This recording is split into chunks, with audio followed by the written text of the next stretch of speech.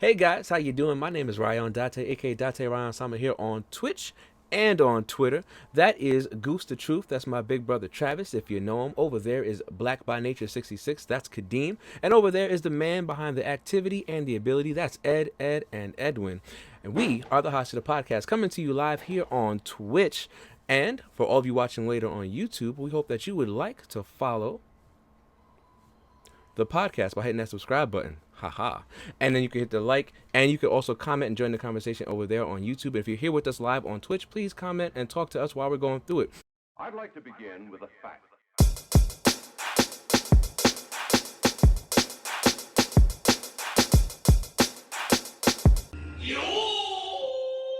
So, we are here to talk. I like the way they do it in the shows. So, I think in order to have this conversation, we need to be a little, and then cue like the Invincible screen and all that, right? I should do that. Gotta be a bit. We are talking Invincible. We are talking Invincible, the animated comics situation that has kind of been really popular as of late. And the reason we're talking about it is because I had saw an episode or two because of Hurricane Caddy. Shout out to you. And after that, I saw a lot of it on Twitch. On Twitch. I saw a lot of it on Twitter as well. Shout out to Acoustics. Acoustics was over there talking about that joint through the entire House of Chaos tournament for Dragon Ball Fighters. And so because of that, there's a lot of these situations I was watching and things that were kind of interesting because a lot of people were really into it, and I heard a lot of people certain things and saying certain things and opening up, I guess, different avenues for conversation. And that's why I wanted to bring it to you guys and bring it to the pillars that we might weigh in on what is happening. All right, so pillars. Let's start it off with just finding out where we sit at. So how did you feel about Invincible? I guess that's the first question we get to ask. How did you feel about Invincible's first season? I thought that. Oh, go ahead. No, you're not gonna go first. Let me and Team go, and then you go. So you're not going. It was alright to me. It wasn't that crazy. And That's I'm out. yeah, exactly. Yeah, that's why I'm gonna cut him off for that. Yeah, I'm gonna just add on to what Ed said. I couldn't. I'm gonna treat that anime just like JoJo's. I couldn't get into it. I don't know why. It was just something about it. I just couldn't. It didn't. I couldn't gravitate towards that anime. So I'll give it a try sometime. Later on down the line. But as of right now, I can't. I didn't really like it too much. First of all, you're calling it an anime. Oh, Yeah, it's just a show.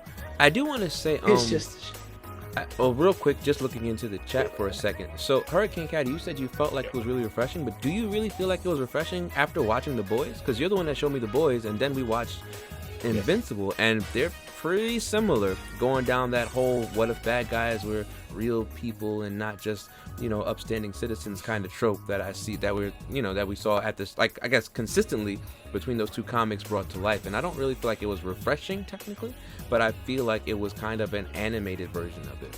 So I do like Invincible a little bit more than The Boys, but that's probably because of some of the biases I have towards some of the tropes in the show. But Travis, tell us how you felt about the first season of Invincible. I really enjoyed the first season of Invincible. I'm actually enjoying this notion of experimenting. Not that it's never been done or was, First of all, we have to know that Invincible comes from the creator who created the comic book Walk of the Dead. It's the same creator. So, with that said, I've already looked at this person as a pretty good author, pretty good writer, pretty good, just good in general when it comes to story. And then you have a director taking it to their hands and creating this animation, but not live action like Walk of the Dead. We're going in the cartoon route. So I enjoyed that bit. Now let me go into the parts of this whole anti-hero, how they are in their regular life. Well, for one, it takes another play with the DC world. It's not DC, but it just reminds me of the DC world of, like, when you look at Marvel, you already know that we already have. It's not really good and bad when it's Marvel. It's ethics. With DC, I think it's good and bad. And then with I think with things like The Boys, and Invincible. And also, if you get the chance, Twitch as well as YouTubers, check out Jupiter's Legacy. That's another whole. Let's look at how good and bad is not always black and white. And I think that's why I enjoy Invincible so much. That's why I enjoyed Jupiter's Legacy so much. That's why I enjoyed The Boys so much, because it's this twist on that person who's meant to be this American hero or world hero, Omni-Man, Superman, and I forget the actual hero's name in what's it called, The Boys, but there's this truth behind the scenes of what it really may look like, or at least there is no such thing as truly good and bad, and I enjoy that thought. Going into the animation part now, I really think they put their foot in it when it came to the animation. If you look at every single emotion, I think it's well evoked with the drawings. Definitely comes to life, quote unquote, obviously because it's a cartoon, but it's just I think, and I said this in our last episode maybe with Demon Slayer, or last one, right. It's so important to be able to portray true emotion when it comes to in a cartoon. You want to see that. I think it's lovely for it to come out. You don't need it, but I think it has its place in art, and that's shown in Invincible. Do I truly love the plot of Invincible? No, I'm not gonna say I do. I love the plot in The Boys for sure, and I'm enjoying the plot in Jupiter's Legacy.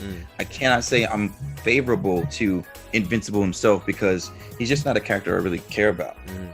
However, I do find myself very much truly wanting to know exactly what is the deal with Omni-Man, and I think that's somebody who I can't wait to continue to see what happens to him in the future. A big spin on events that happen in the show is not the same way it happens in the comic book. So they do take bits and pieces and slap it around to create the show. I thought that was interesting that they did that. So okay, all right. So I guess before I answer how I thought, I just want to you heard you say something that I thought was important in there was you don't like the plot of Invincible, but you enjoy the emotions and the way the emotions are given sort of a higher level amongst the show line. So do you feel that I'm gonna pull up Kadeem real quick, do you feel that when we're talking shows and talking like even anime and stuff like that, when we talk about those emotions and how they should be part of the story, do you feel that they can be separate? I mean, well, I think you do feel they can be separate. So I guess the question is, since they are separate to you, the way that you just described them, do you feel like an anime or a show with a good plot but without proper emotions can be good, the same way that you feel a show that has good emotions without a proper plot can be good? That's the question. I think a good way to answer that one would to be bring up Castlevania. I think it's a great plot. I think it's a great show. I don't think that they evoke the emotions that it's not as potent with their. If you notice, their animation is not. It's kind of dry, and it's meant to be. Yeah. But I still enjoy it very much due to the plot, the story, and so on. I when I'm watching something, I want to be able to. I want to be able to connect with the character. Yeah. Or be able to root for a character. And I cannot say that we know Invincible is the character we're supposed to be rooting for. That's definitely not though. And he's getting his behind whipped every time he puts on his outfit. I feel like my man gets smoked. Anyway, go ahead. Yeah, and he really does. He gets smoked, but they have some the dialogue is something that's very much enjoyable. I really love the dialogue, for sure. I think one of the biggest things, spoiler alert, if you're still watching, was a big line towards the end. We have this coming of Omni-Man with his son, trying to tell his son like, this is the way we're supposed to be. And he's like, what will you have to show for it? You're trying to pick up for these humans. What will you have to show for it? What will you have in 500 years? And he says to his father, I'll have you. I thought that was beat. Yeah, no, that's smack. Crazy Wait, line. dang, Trav, you weren't supposed to get there yet. Ooh. Oh, my bad. Because you know we got to talk about that last episode and the fight. That's important. We're going to talk about that for sure.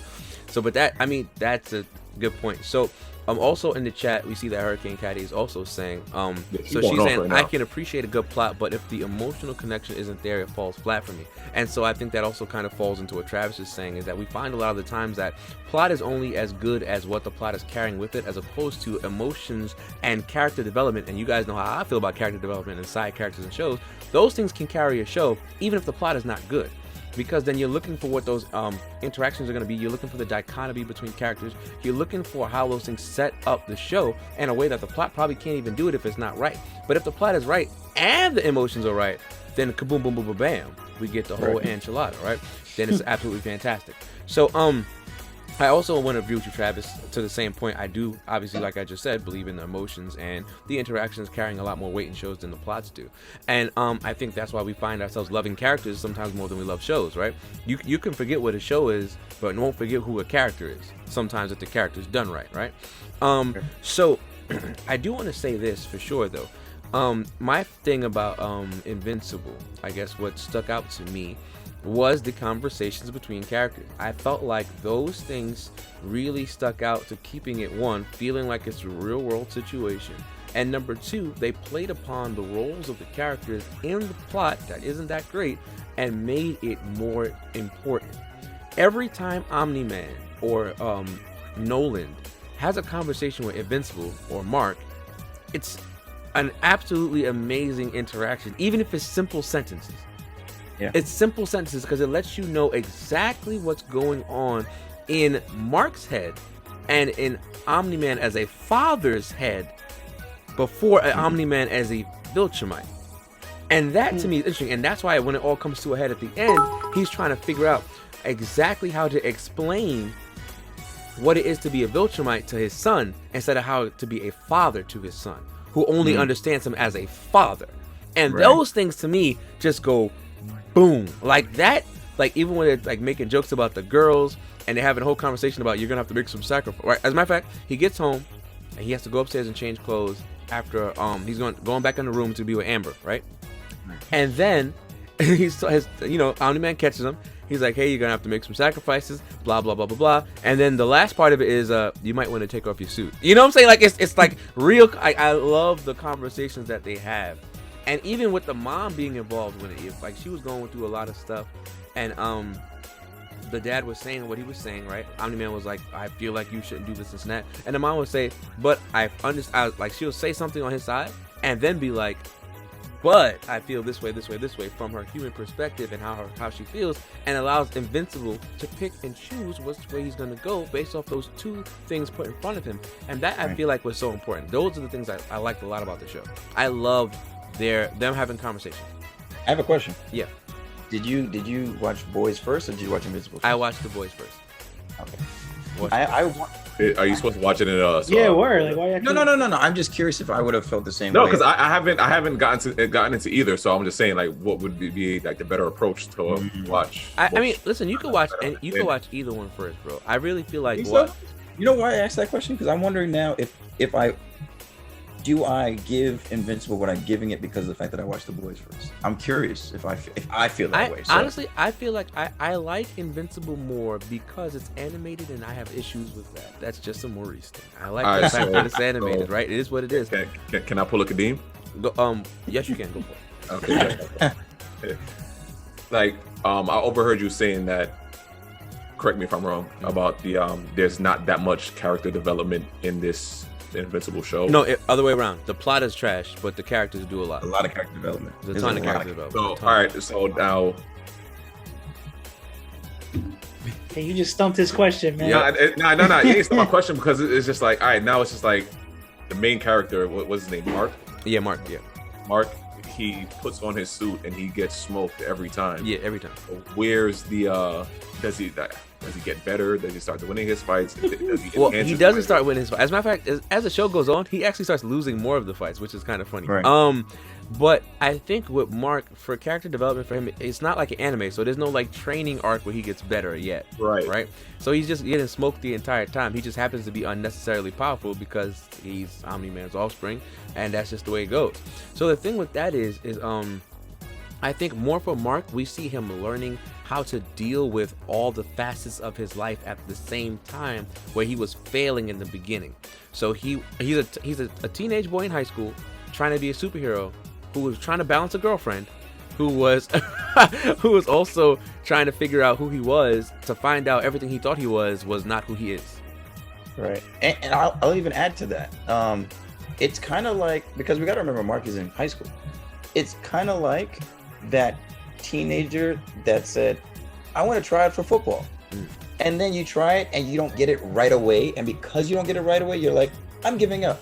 And that parent, you have that parent to be like, you can't just be the type of kid that gives up all the time. Yeah, once things don't go right. Right, things don't go your way. And this is exactly what's happening with superhero. He thought, because I have powers, I'm gonna excel at it. Yeah. And he realizes he's getting the crap beat, and he's like, yo, this sucks. I don't want to do this anymore. Because when I watched the one little clip that I watched, Omni-Man, I thought like he was like Black Adam's like off brother. I'm like the way the whole. Nah, he's like Superman, bro. My man is Superman on steroids. Yeah, I've seen it. So because I seen him punch him through like 7 buildings, and he was still with the Dragon Ball Z effect going through the ground. And I'm like, yo. Yeah. But anyway, so like with all that, like now you see how Spider-Man, like how you were saying he's a teenage kid. Spider-Man is in high school. Like he, got, those powers, no type of training whatsoever. But like you've seen him progress into becoming a better superhero. Do you see that with Mark? Like, being that, this season ended, do you see that in the future? Like, season 2, do you see him, bettering his skills, polishing up whatever he has to do to become? I don't think this is that type of story. I think he's gonna have to. So he's just gonna suck in season 2 and just the thing is he can't suck because he can't be terrible. You can't say he can't suck and he's getting smoked every time he puts his. No. I'm saying he can't stay terrible. The reason I'm saying he can't stay terrible. Okay. He is literally possibly the only person that could beat his father. The way they're making it seem is as if this race of alien is the strongest in the universe, and that's Omni-Man's race. Yeah, right. The Viltrumites. They are definitely stronger than everybody else. I mean, unless they introduce some race later on, the Viltrumites got it, because they're on, like, Omni-Man Kadeem is on another level, bro. Like compared to anybody else on these shows. And the funny part is, I want to say this is just a funny thing before I actually ask Ed to bring up something that he said earlier. The funniest part of the show is Invincible gets beat up by almost everybody he fights, right? And the only thing he ends up defeating without his dad's help is the unnecessarily strong monster they fought at the end. Did y'all realize that? That wasn't funny? Oh.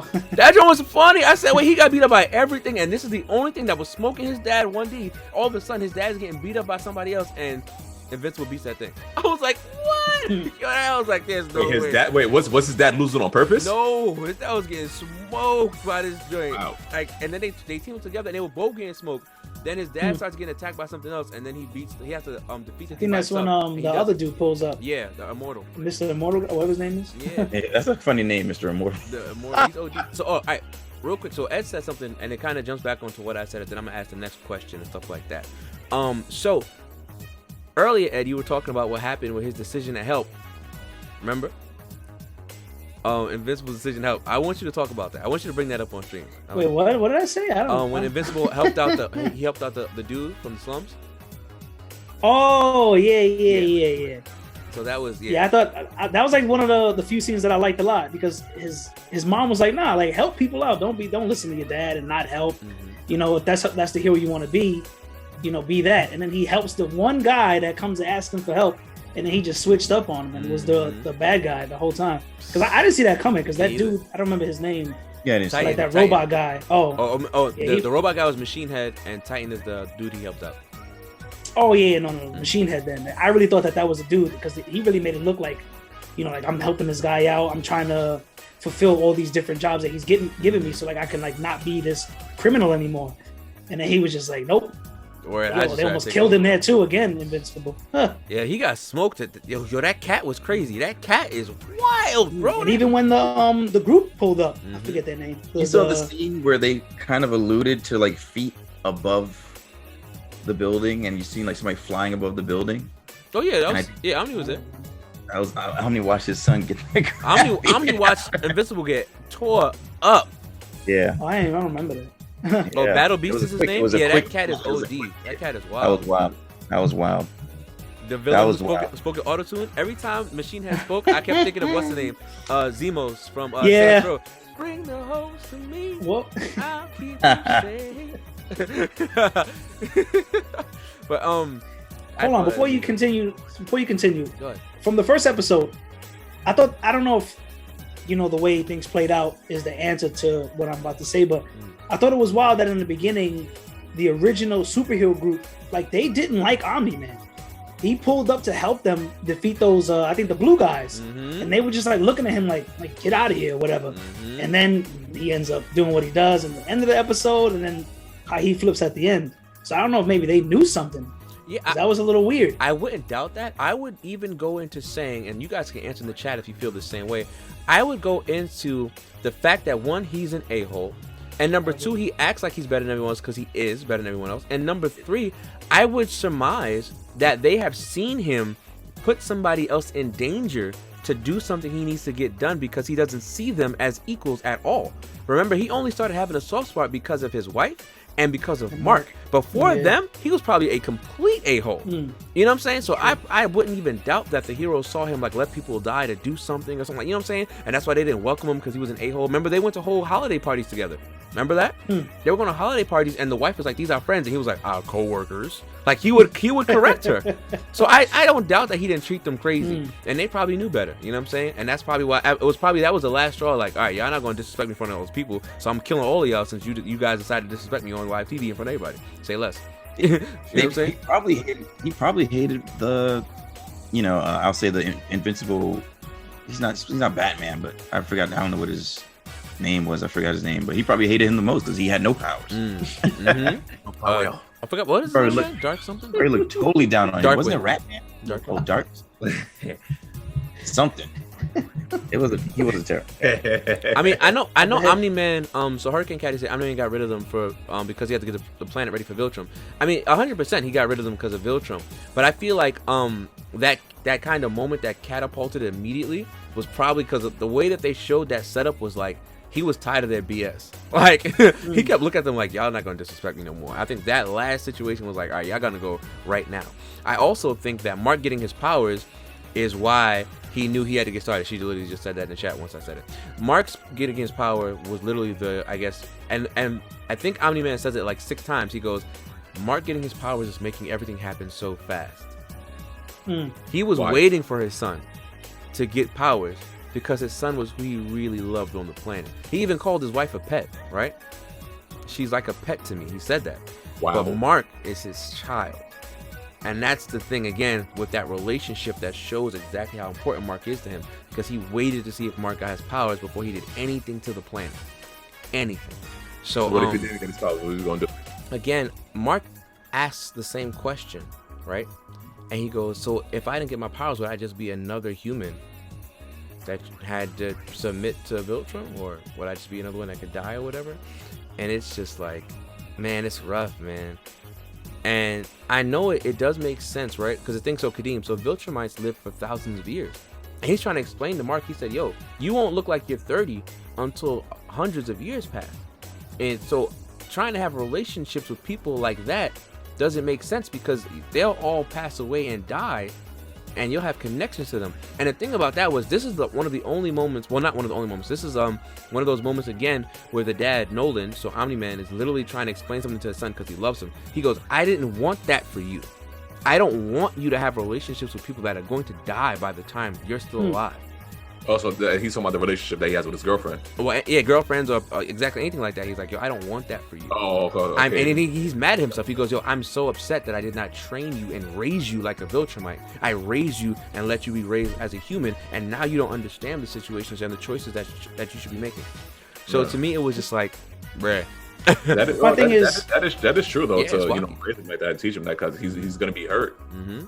So my thing is, he's gonna start aging slowly now that he has his powers, because he's been growing like a regular human. Yeah, apparently, based off of what Nolan said, Omni-Man, once you look up age, then you slow down. As the older you get, the slower you age. So how long do they live for, these Viltrumites? Thousands of years. Thousands of years. Yeah. Thousands of years.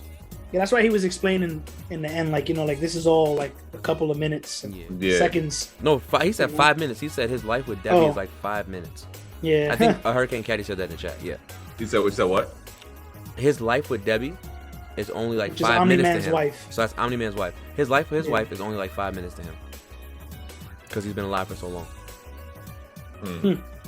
So that whole situation is amazing.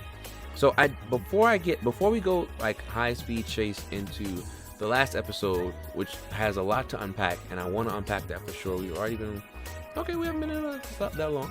So I want to ask you guys, and I guess we get to have the funny conversation, right?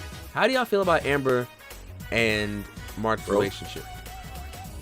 Yo, let's talk about it. You know what's crazy about that? When I conversed with women who watched the show, they felt like Mark was an asshole, and I'm like, I don't see where Mark is wrong. He's not supposed to put her in danger. I mean, I think she might just feel that way because she knows about him and he hasn't told her yet, and he just keeps running off doing what he's doing, and it's like, yo, just tell me that you're a superhero, because I know already. He's just waiting for her to say it. But again, how is he supposed to know that she knows? Right, hold on. Can I stop this real quick? All right. I think Hurricane Caddy might be the first female I heard literally say that Amber was wrong. Yo, I think she... Right. Yo, she's the first one. Hold up. This is for you. I thought she was wilding out for no reason. Yo, relax. Yo. Then she was like, he was like, he tells her the truth. Got a black drink. Tells her the truth, and then she goes, well, I already knew. You're still mad at him. He came forward and told you. Yeah, that was if she knew right, if she knew he was invincible when he left and came back to protect Will, right, on the school campus, how you gonna be mad at him if you knew he was invincible? Y'all we're crying that he ran away and didn't help. And you knew he was saving y'all. What are we talking about? That just was so stupid. Let me tell you one I got from one woman. Go out for it. He was wrong because his excuses were terrible. What? Only because and of that? if he would have told better excuses, Amber would have been okay with the excuses and the lies. Do me a favor. Man, listen.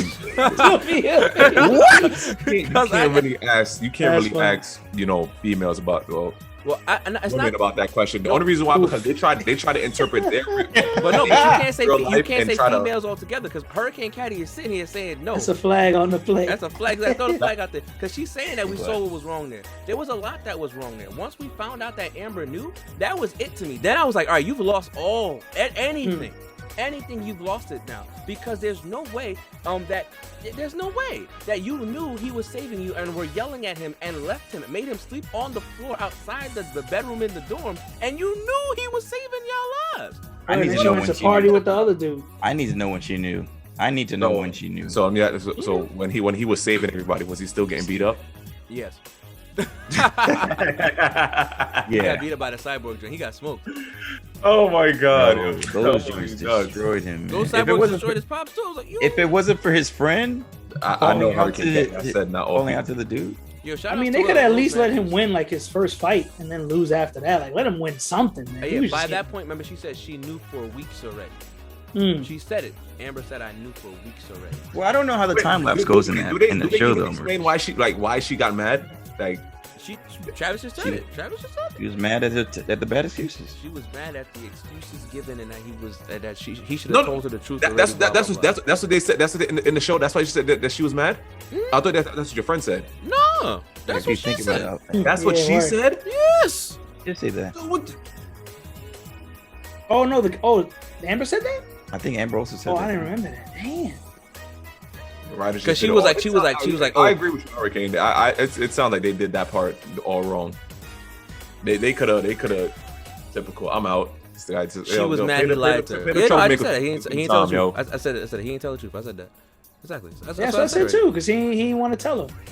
But that's the thing. But then that goes back to what he didn't know that says. she knew and still told. I mean, but still, it's just the fact that But that's my girlfriend, and I'm not gonna tell her. Well, apparently, remember they were together. Understood like what that came with, being that like if he tells her, then she's gonna be in danger. That's what he said. He said that. He said that, but exactly, Kadeem. It don't matter. Exactly, it was just. You know that. I don't. They should have. I know this stuff. Yo, second strongest character in there's a woman. Let's talk about that one. Yo, Adam Eve is OD. Adam Eve is the second. Yeah, okay, I agree. Adam Eve is OD. She's probably the strongest character. I haven't watched it. She's second. I'm not gonna say she's stronger than Omni-Man. She's second strong. Because she's a child. Once she gets older, she's OD. Her ability is broken. She can make anything happen. Anything. She can make and break down anything. No. She takes a shower by blinking magic on herself, bro. And she's clean. No, I'm serious. What was that? She literally can make anything. Anything happen, she can make. She breaks down and re-puts things together on a molecular level. She can literally make anything happen. Anything. That's God tier level. Whoa. She's literally exactly. She's an Omega level mutant. If this is Marvel, if we talking this X-Men. She's literally the second. I thought they was gonna hook up. To be honest with you, I thought it was gonna be. Who's that? Mark and They probably are in the second season. Listen, keep your comic book spoilers to yourself. Stream. Yeah, I might say you never know. She's broken. So, but the thing is, oh my god. Do you think it was unethical for you gotta get to watch the show? Do you think it was unethical for watching the damn shit for what's his name to clone other dude, like to make himself a clone of him? Oh yeah. Yeah, that was Lil Wacky. Yeah, that was. He should have asked. He definitely should have asked that. But it's weird now because he's another. Just asking that is weird. Like, what the hell? Yeah. Can I be you? Can I have your body? Yeah, word. That was weird. Can I make another you? He could just clone himself, or could just clone anybody or anything. Oh, he had to clone somebody. If he cloned himself, then he would have just made another. So basically, he was already deformed. He was deformed as a kid, and he's intelligent. He's wildly intelligent.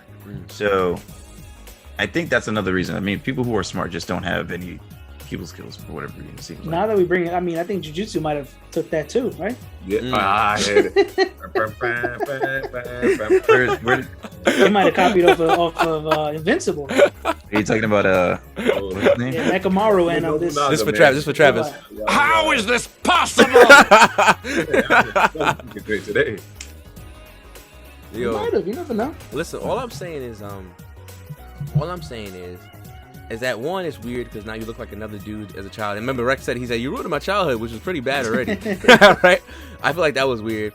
And I understand the fact that he was a decrepit young being and wanted to be something else. And of course, he saw the way that she looked at Rex and was like, hey, if I look like this, I can get the joint I'm trying to get or whatever.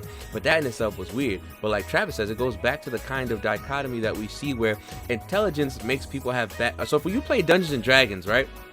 People with high intelligence scores have low wisdom scores. People with high wisdom scores can have good intelligence or low intelligence, but it's never the opposite way around, right? So we see that he's very, very smart, but his personable skills are all just terrible, and that was just a bad decision on that point. I wanted to go back into the fact that we're dealing with high school kids again, and I think that's since you guys brought up Jujutsu Kaisen, when we talk about the fact that kids are given these responsibilities, and this has been happening in anime and a lot of TV shows for a long time, where kids are given responsibilities well above their years, and have to deal with being a kid and learning how to deal with these responsibilities. That's why Invincible had to fail at being a boyfriend. There was no way he was prepared to deal with that. Because now what you're asking him to do is what Omni-Man did. Omni-Man sat there, is like, I'm on vacation. I'm not helping nobody up. Remember that? But Marcus is not going to do that. Marcus is a young hero. Whenever somebody's in trouble, he's leaving. You know what I'm saying? So I think that it's just another way of showing that, and I think that's why he had to fail with Amber, and then it also shows Amber's irresponsibility and kind of just weirdness with that sort of These are knowledge. kids. These are kids, and they're dealing with kid situations, right? And so to me, I think that's just a big thing. Like my boy Rex taking down Duplicate, that was a bad idea for the situation they were in, but it was a great idea for a teenager, right? Hey, I'm knocking down the same chick 3 times. So it's like, you see that sort of situation in the show, and I think that kind of brings a lot of the stuff to light. And so I'm gonna look over there. Oh, okay, all right, we're good. So the thing is, I definitely want to get into next, right? Is I want to talk about, I got to do this is because of Kadeem, right? I want to talk about the power scale. Nah, we want to talk about power levels in the show for real though. Omni-Man is like up here, and everyone else is here, and then there's Adam and Eve. Adam Eve. Did they ever say his age? Who, Omni? No. Yeah. Because I would like to believe that that's also going to be a factor in our videos. Word. Yeah, he's been around for a while, so. Yeah, man, he is The strong. bird's nest is itching. Well, Because if he's that strong, what's his name is supposed to be similar. I mean, I don't know how much similar because what's his name is pure Omni-Man, right? He's Viltrumite, Yeah. 100%. But This kid is half human, half demon. I mean, not demon. Yeah, go ahead. okay, so the thing with that is, he explains, right? Omni-Man explains to Invincible and says, Viltrumite blood and genes are so strong that you are probably mostly Viltrumite, even though you came from a woman. He says it in the last episode. Remember that? He said it straight to him. He said, bro, you're probably almost full Viltrumite, even though you came from a human, because of how strong our genes are. Remember that? But Yeah, he just said that. this goes into Omni-Man. This is again, and honestly, I'm gonna tell you who Omni-Man reminds me of slightly. Go for it. Gojo. No, Oh, my bad. Vegeta. And I think it's very interesting at like this whole like, well, he has this pride going on with him, right? This duty to his plan. And then we see him becoming emotional for Mark, like he does. He loves his son. He doesn't want to love his son though. He doesn't want to have those emotions come into him. But the fact that they can means that he has the capacity to do that. And that's what made that last scene with him and so powerful. I'm not gonna go there yet. I know you're still trying to go into that. So I want to talk about, it seemed like he didn't want his son to get the powers. Initially, before we find out what the whole plan was about them taking over the planet, it seemed like he did not really want Mark. Yeah, he was being weird about it. That is true. Okay. Well, that's funny because He I was said gonna it go very earlier in the episode. I think he was waiting for Mark. Yurt was good. Scamby was good. Doc, it's good to see you out here, Brody. Always. So I Scamby think what throwing happens labels out there. is I think what happens to me, I thought that he was waiting for his son to get the powers because he wanted his son to have it, while you're saying you think he didn't want him to have it. And I think that in itself is where we find the problem between Omni-Man and him being who Omni-Man is, a Viltrumite, and Omni-Man being Nolan, who lives on Earth. Nolan wanted to see his son be great. He wanted his son to be amazing. He enjoyed training with him, but then Omni-Man understands that now I gotta smoke him, or now he's got to be part of this whole plan. Like it's a bunch of stuff I think he was really dealing with, and we get to see that come out as a whole. But again, that goes back to you and Hurricane Caddy saying what you said, I guess from the beginning, and that is that Omni-Man is kind of the most important part and the coolest part of the show, right? He is where everything comes together and everything is tightly knit. He is written so well that the show does not have a good plot, but it's carried around Omni-Man, and we only see Omni-Man in a little bit of each episode as we go farther along until the end again. But Omni-Man is still looming over the entire plot like I am important. You know what I mean? So it says it's amazing. It's amazing. And yes, that in the chat, so Hurricane Caddy said right there, he says to Debbie that it would have been better if Mark never got his powers. And he said it in episode 1. Yes, he did say that. So Nanda is a zombie. Hey, Lady Crossheart was shaking. So I think again the thing with that is just how good Omni-Man is written. And I will agree with how good he was written. I think Omni-Man is the coolest part of the show because like Invincible is just kind of wacky. I do enjoy this battle that Mark has with struggling to, because honestly I think he just wanted to be a superhero because he loves his dad. He honestly, I don't think he really was thinking about the call to duty. I think he was more like, I want to be like my father. And even he though said it a lot too. He said it a lot. So it's not really, I don't think it's really this, that's why it doesn't take too much away from me for it, because it's not like I gathered that he wanted to be the best. It would take away from it if what's his name? If Deku was getting the crap beaten out of every single. I'd be like, dang, bro, you want to be the best superhero, but you're getting the crap beaten out of you. But this is not the same for Mark. He doesn't really want to be the best. He just wants to be like his dad. And I think that's why it doesn't take too much away from it. But his dad is the best, though. Yeah. No, I know what you're saying. No, I agree. No, I agree. No, yeah, I see what you're saying. I agree. Maurice.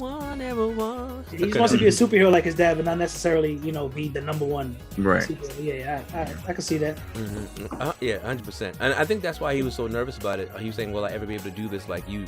Remember before he even got his costume, when he gave him the hug, right? So, I do want to say this for sure. I guess, and now's a good time to go to it. I think that whole fight I think picking the new Guardians of the Globe, that was a cool situation in itself too. Monster Girl and stuff like that. That whole thing was kind of cool in its own situation. And I like the twins. I want to say I like a lot of the characters that surround the cast in this show. I like the twins, the clones. They were kind of cool. Right? The clones were great. And like we talked about the Guardians of the Globe and the secondary Guardians of the Globe, that was cool as well.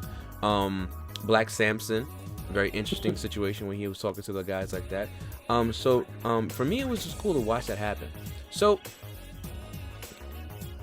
I also like the fact that they put in the whole saving real people versus just saving the bigger picture situation to a hero with that much power. That to me hit home, because it's like his dad is saying to him, listen, we stop meteors, we stop natural catastrophes, we save entire cities. Why would you go down and deal with the petty squabbles of a crime lord and a drug dealer? Right? That was a statement. One versus the many. Exactly, right? And it plays on that a lot. And I thought that to me was very interesting. And I was just trying to really see exactly why they, like, I knew it was going to come up eventually, right? I was just waiting to find out when it was going to come up. So I felt like that was a good way to put it, and I thought that was good. So again, that is a part of the plot that wasn't necessarily the plot that I liked a lot. I guess it was kind of like the side parts, almost like fillery, but it felt amazing to watch. So yeah, but he said that he'd be saving all that stuff, but then at the same time, isn't their job to like go and just like take over like the whole planet? That's like why he's there. Because remember when that dude, the space Martian guy, whatever he is, the Marshal, when Invincible goes to meet him the second time, he's like, yo, well, I heard there's a Viltrumite on your planet. And he's like, oh yeah, I know, that's like basically me and my dad. And he's like, well, they destroy and take over. So it's crazy that he tells it that, but remember, now that's what he has to do. But you know why though? Remember, Omni-Man was saying that their lives are fleeting and that it's not that important and they can die in an instant and stuff like that. And I think the importance of it is Viltrum was trying to colonize Earth. Yeah, that's why he's there. Yeah, exactly. But colonizing Earth doesn't mean you need to care about the lives of each individual, which is why he would then play on like what we were saying, the whole one versus many. I can stop this big thing from happening to keep the planet safe. Right. I don't care about each individual person, because every individual person does not take away from the larger number that I'm bringing back to Viltrum. Right. Yeah. We're still gonna have enough people to have as, I don't know if they use them as slaves or whatever. It's not like they be wiping out planets so that they can go and populate them. Well, no, they like to take them, and if you don't want to be colonized, they blow them up. Remember, that's what they did to the guy, the alien dude. That's what they did to his house. Remember, he said it. He said, listen, my planet just said no, and they rather destroy our planet than let us live. So they blew up the whole planet. Wow. So that's how Viltrum gets down. So, but I guess we finally get to it, right?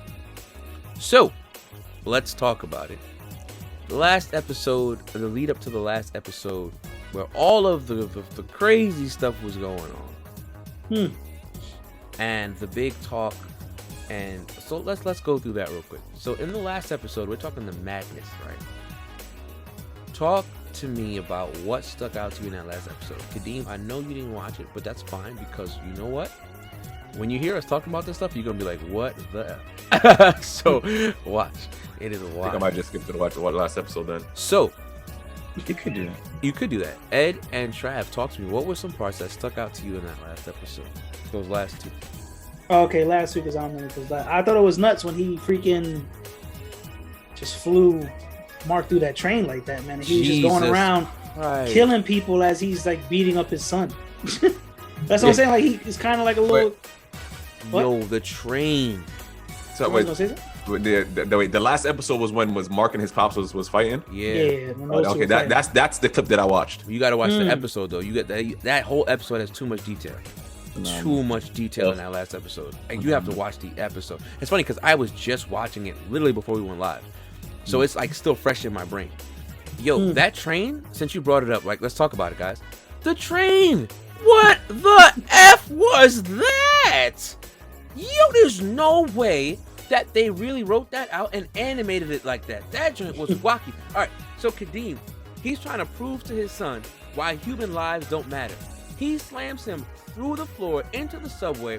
When he hits the floor in the subway, he makes an impact that kills people because he hits the floor so hard in the first place. The train is coming, Kadeem. He picks his son up by the back of his head and holds him like this. And the train is coming right into his hand. So he's breaking the train and killing the people because they're bumping into him, into the son.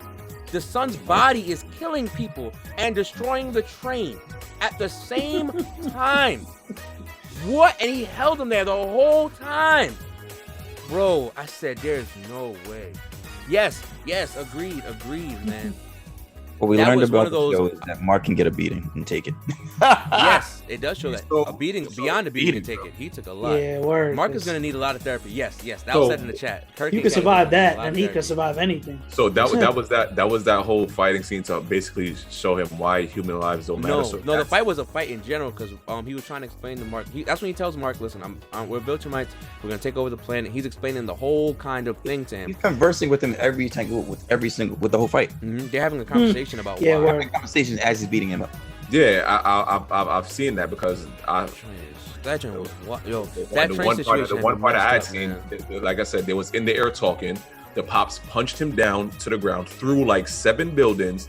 And then he's being dragged through the floor. Mind you, while he's being dragged through the floor, people are dying. Yeah. While he's being dragged through, people are dying. He gets up. He sees that the building was cut in half. And the top part of the building was falling down, and people was falling out of the building. Mind you, people fall out of the building, they're dying. So he goes up. He tries to hold the building up, and I think like a woman and the child. Yeah, his pop falling smokes down. him. His pop smokes him. It's crazy. Yeah. That part was wacky too. Like that whole situation is crazy when he's explaining to him the I guess the straight up like the fragile that is the Children can fragility. get it. Thank you. That comes with the life of humans, and I was like, yo, it's broken. It is. Children can get it.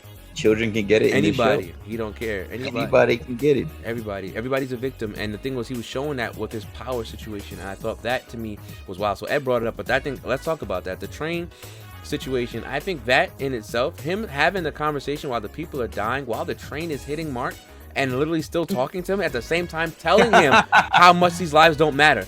I think that in itself is like, that's probably one of the most amazing scenes where there's emotion, feeling, action going on. I don't know if I could think of another scene that has been that good in this recent time. That was amazing. I'll go on the record and say that. Even out of any movie in the theaters, anything. In the last 2 years, that scene had me messed up. Literally had me effed up. I was just like, bro. I felt bad for Mark. I almost started crying for Mark. I said, I cannot believe he has to deal with this. I cannot believe it. His dad is literally making him to kill people. Literally using his body to kill people against his own will. It's a complete 182. Like, you got to think too. Mark grew up with his father, who he looked up to for about, what is he? I think he's like 17 in the show or something. Yeah, like that. something like that. Something like About to graduate high school. And out of nowhere, out of all the 17 years, He's 17. Yeah, his dad said I wait another 7. I could just have another kid in another 17 years. He did say that. Go ahead. he goes, out of all the 17, out of nowhere, what's going on? It wasn't like a build up to you finding out that your dad is this guy. That is It's true. a complete 180. Right out of nowhere, you're fighting with your father and trying to understand and grasp that this is the guy that you had in your house the whole time. That says that he didn't even, he said that your mom was a pet. Said that your mom was a Called pet. your mother a pet. A pet. Sure did. Wow. Sure did. Wow. I think. Go ahead, Travis. Trav. Oh, okay. No, So the thing is, with that situation, right, Trav, that gets me. We talk about how good Omni-Man is written, and we don't like Invincible because of the way it leads up to this point. But that was the point of the show where I liked Mark the most. Right. That is when Mark shines. That is when all the things he was going through and him understanding responsibility and just being a kid and trying to be a hero came to a head where it's like, now Mark is Mark, and this is going to make Mark more invincible. Excuse the pun. But like, it's real. It's real when you think about it, because that's when he's like you said, he gets a full 180 turn from a man who has raised him, whom he loves, respects, cherishes, and holds to a high standard on the earth. Could do no wrong. Could do no wrong in his eyes. Saves everyone. This is the man that is a full 180 turn right in his face. After that, he has to deal with the man talking about his mama. Right? Literally talking about his mama. And telling him the reality of the life that he lives and the love that he has for his family is not real. Then telling him that all the things he's watched his father stand for by saving people and being a hero were also not real. Then having to explain to him, and literally, right, Omni-Man says it out his mouth. For the first time in your life, Mark, I'm telling you the truth. Like, could you even imagine that? Yeah, that's the line. And Mark has to take all that in and decide what he's going to do next. And even in that moment, his father is beating his behind, and all he's trying to do is save people. He's trying to be a hero. Said he was telling the truth. That is crazy. Do you think that he's just doing all this to like cut his little ties? I guess. I think. Well, I think that's what it might lead to. Man, because I wouldn't. I mean, I don't know if he knew that he was being listened to when the wife was there listening to him talk all that trash about her. But I always think that sometimes people do stuff like that to, on purpose, so you can hear them and then hate them, and then they can. That's their way to make like an easy exit out of situations. But he's probably trying to convince himself as well. Thank you, Travis. Thank you. About to say he was trying to convince himself, and he was trying to convince Mark to not have ties with him. But you know what the problem was, Ed? Because Mark is only 17 and only knows his dad for what he knows his dad to be. He still could not believe it. After his dad did everything he did, he couldn't believe it. And you know why? His dad said, after everything else fades, what do you have? And Travis said earlier, he said, you. Like, looked him, you. You're all I'll have left. And that's what effed up Omni-Man. He said, damn it. No matter what I tried, he still thinks about the fact that he's going to have me. Let's think about the, that's good. That's a great line. I'm glad you said that. Let's think about the flashback. Oh, the flashback. Go for it. Yeah, that was good. Let's think about the flashback. Did that line come after the flashback or before? It was after. Right? After. That's what triggered the flashback. That's what triggered it. After? Yeah. Yes, sir. That's what triggered it. When he said you, he has a flashback. He lays down, and he gets up and flies away. No, I think we have it out of order. I gotta look at it again. Because if it is before, it's still powerful both ways. Yeah. But I'm wondering if he said that line right after the flashback. So the flashback is, spoilers if anybody's, the flashback we know pertains to, and I had to ask my friend, she loves the show. The flashback is before, says Hurricane Cat. She called us. So it is before? Yeah. Which is even... So please explain the flashback, because I don't remember. The baseball. So the flashback is basically, he's watching a baseball game, Mark's first baseball games, and he's like, why am I even here? Why am I even here? And she's like, the wife is like, to experience the son, because when they experience happiness, we experience happiness. And right when she said that, again with the emotions, and notice he did the same thing with his eyebrows in the flashback that he did when he was above Mark, and he was like about to finish him with the last hit. His eyebrows are looking at Mark around the space, those bases, because he hit it pretty good, and he's looking. He's like down, up, and he goes, "Go, Mark, go!" and starts cheering on his son. Unbeknownst, he just starts cheering on his son, and Mark, he made all the bases. He made his home run. I mean, he made it home. He's got his run, and he runs to his dad. He said, "Did you see it? Did you see it?" And he said, "I saw it, kiddo." Picking his son up, smiling. Those were genuine smiles. And then he's above him, and he says the line. What we have? Mark delivers the line. You again. Eyebrows down, lateral, up, and he goes and gas, and he's like, he couldn't even he didn't know what to do himself anymore. Eyes up. No, but that's the thing. The emotions in the show that's what makes the show, Ed. Like that's what makes it. Like I watch the show and I'm like, yo, it's not that great, but the emotions and the characters just say, boom, watch show. Because I was watching these you heard me. As a matter of fact, Ed was actually like in the Zoom call when I was watching the last episode. I'm like, what is that? I'm over here freaking out. Like, what's going on? Because to me that sticks out because it's not even just the fact that they're like human, right? He says, why am I even here? And goes, it would be easier for me to fly above and watch it. Why should I be down here with y'all? Like that's literally what he says it out his mouth. And that's what makes you, it reminds you, and that's why she had to say it because she says to him, we made him. She says it, we made him. And because we made him, we experience happiness when they experience happiness, because once they get older, things start to take away the feelings and start to weigh in on what we can experience the love from, because all these other things are in life. And that's when, like Travis says, and then he starts to realize what's happening after Mark gets over a struggle and triumphs in the last pitch to hit the home run. That's when it hits him. That was beautiful. It's a full out conversation where everything is out on the open, on the table for us to digest as the watchers, the viewers, and the people who are trying to understand the script. It's right there for us to see. And then, like Travis says, because it happens before he was about to punch him the last way, it makes it even more impactful, because now, after holding his son up and smiling with him and understanding what his son went through after a trial to come to the end of it, and hearing his wife say, we made this person, then the son says to him, after everything's gone, the son says, and he asks the son, what will you have? And he says, you. Then it hits him even harder, because it's like, damn, I'm still gonna be here. And then this event still has happened. This what we event just has still happened. This fight right here, you're not gonna forget what I just did to you. And you know what's crazy about that, Trav? The mom says that. Remember when she goes back to drink with the guy who makes the costumes? She goes, I was so stuck on trying to figure out if he killed the Guardians that I didn't think about what would happen about it. I mean, what would happen after I found out what happened.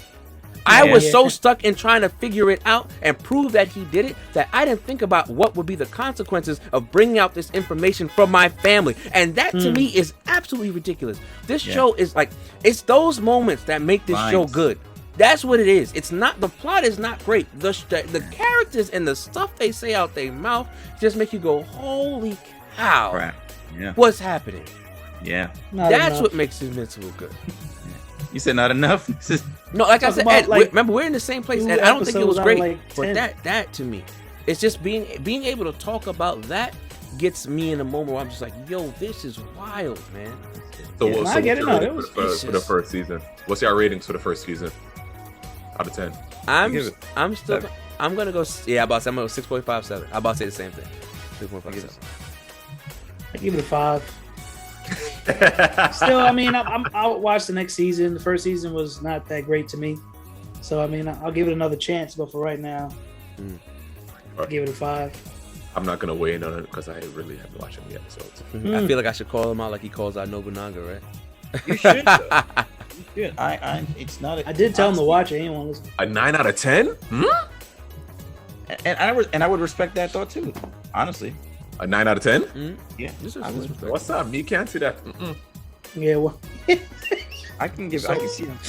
This is me giving it a 7 is just because of the fact that, like, you know, what I'm rating, what I'm looking for in a show. If you're gonna do it like that, you know what I'm saying. But you know, the plot has already been created. You know, it's just that they're animating it, honestly. So like, you know, if you don't like the plot in the comic, you're not gonna like the plot in the animation. So, you know, but all in all, like if you do like the story, it makes sense for somebody to give it like an 8 or a 9. It's I can give it that. Oh, for sure. That's each his own. So I think that, so I guess that's a good question for the end of our podcast, right? I think that's the best thing that we can do, right? So everyone in the chat who's watching, Hurricane Caddy already put up her 9 out of 10. I see Jana BR, so if I say it wrong, put an 8 out of 10. Everybody who is watching in the stream, let us know what you rate the first season of Invincible. And everybody who'll be watching this on YouTube, please rate it down in the comment section below and have the conversation with us. Let us know what we said if it hit, if it connected, if there was things that you thought were cool, if you enjoyed the season, talk to us in the comments. Like, really have a conversation with us. Shout out to everybody in the stream who's watching with us. This was, I actually, having this conversation just really put into perspective about how much I feel about the emotions and the interactions with characters in chat. If you guys been watching the Hashira podcast, you know exactly how I get down. You know how I feel about that stuff. And I really got passionate just now thinking about that interaction between Mark and Nolan. To me, that is just, it just hits different. It just hits different. I every time they had an interaction, I was there for it, and I would laugh. I would chuckle a little bit whenever they were making like jokes about, hey, last one home has to take out the garbage for a month, right? Like having like real conversations as a parent and a child, and then still being superhero and superhero, right? It was a lot. It was a lot, and I enjoyed it greatly. You guys have any final thoughts that you guys want to throw out there? I'm looking forward to what they do with season 2. Again, because like I said, they chop up the comic. They don't follow it in the same order, chronological order. So I want to see how they're going to chop up season 2, what they're going to do. And I wonder if they're going to take anything into account. You know what I mean? So we'll see. You know, I'm pretty sure that they're listening and reading and what everybody's saying in those reviews, and I think they're gonna capitalize. They're taking in information from the community. Yeah, so I'm curious.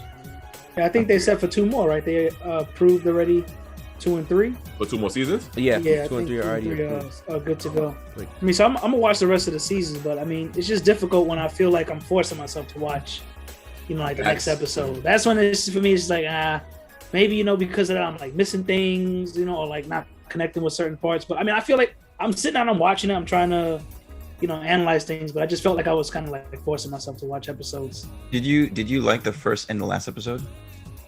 The first episode, I guess, was good because of the ending. So then it's like, oh shoot, now I gotta like, what the heck? Why this happened? So now I'm gonna watch to see what happened. And then, so yeah, at the beginning and the end were good. They weren't bad. Because I would say to you, honestly, I feel like there were episodes I didn't need to watch.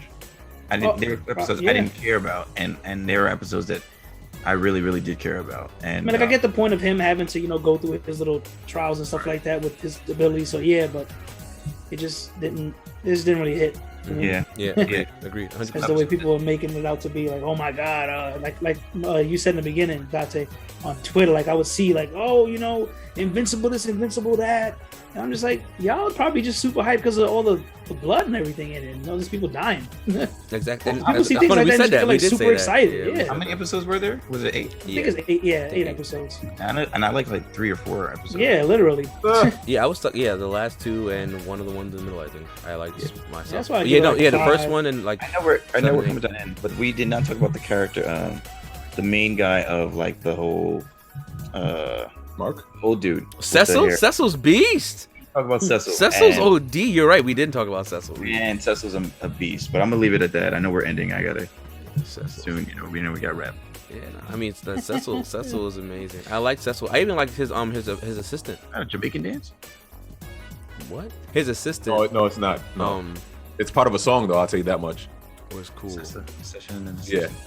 Bruh. So I guess my final thoughts, I kind of gave them already, but you messed me up bringing up Cecil. I like the way they did the whole shield, we're gonna call it shield, the whole shield situation in the show, and they show how Cecil has to make very difficult decisions on a very Nick Fury level, and I enjoyed that.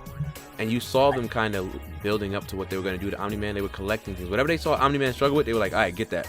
Remember, he saw the cyborgs beating up Invincible. He said, oh, wait, they can actually hold their own against you? Yo, we need these. Get these. You know what I'm saying? Like, that to me was very, very interesting. So I'll say that. That'll be my last thing. I like the way that kind of added up and led to it. Again, overall, I felt like the show is still a very 6.57 to me. I'm stuck on the emotions, and I feel like I can't give the whole show a 9 out of 10 because of one part of it I like the most, right? Instead of out of the whole thing. So I will say that. So let's do it real quick. I guess we'll close it out, and then we'll stay in the chat to answer questions, and we can just pay attention to the chat and chill with you guys for a little bit before we come off stream. So again, my question to you guys in the chat and to you guys who are watching this on YouTube, please let us know what you rate the first season of Invincible with. Join the conversation in the comments. If you are watching this on Twitch and you enjoyed it, please drop a follow or a sub if you like, and stay, I guess, abreast of what's going on here, as the Pillars come to have meetings about this sort of nerd stuff all the time. Also, if you're on YouTube, hit us with a comment, like, share, and subscribe so people can see what's going on and join the conversation of all this nerd stuff, because nerds having conversation with other nerds make this nerdy stuff cool to watch, right? And you want to talk to other people about what you saw on screen, and this is a way that we get a chance to do it by having podcasts and live streaming and to have conversations with you all. So, that being said, as we always say here, Black lives will always matter, and they always will. Stop all that Asian hate, because it's absolutely trash. Stay safe in the corona times. And as always, stay nerdy, my friends. Johnny.